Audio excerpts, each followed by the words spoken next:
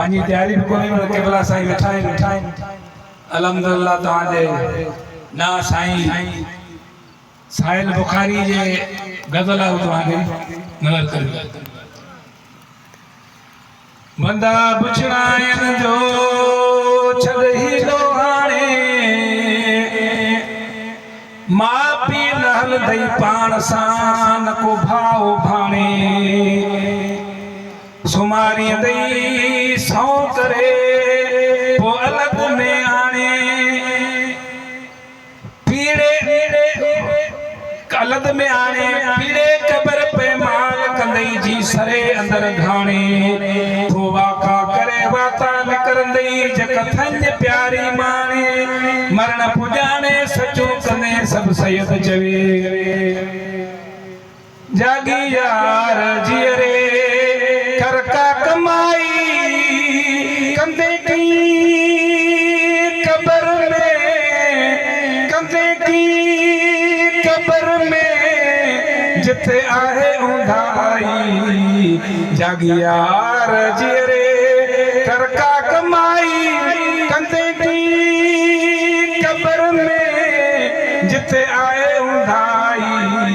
जागी यार जियरे जागी यार जियरे तेरी माग मंजल ओ कबर आए कारी सुजे सजद जाए बसेवा वारी बैठे की विसारे ओ बंदा हुई है फुदारी बुदई की न बोरा तो कबर जी कढ़ाई जागी यार जियरे कर का कमाई कंधे की कबर में जिथे आहे उंधाई जागी यार जियरे जागी यार जियरे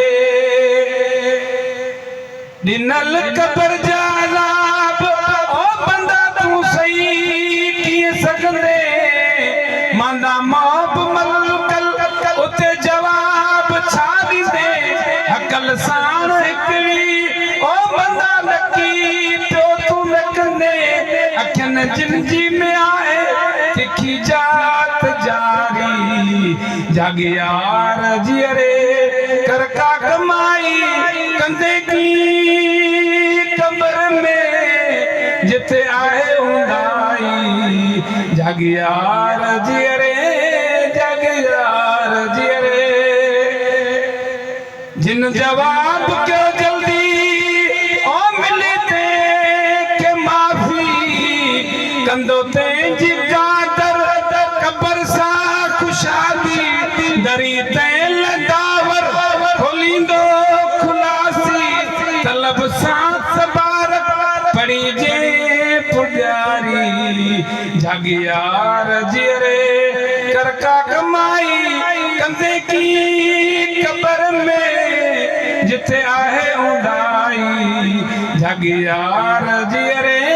जागी यार जियरे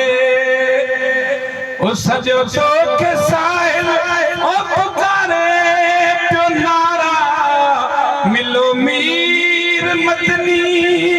ओखी में इदारा लो इन कमीने जिस गिरी संभारा असल खाई तो जो गोलो गदारी जागी यार जियरे कर का कमाई कंधे की कबर में जिथे आहे उंधाई जागी यार जियरे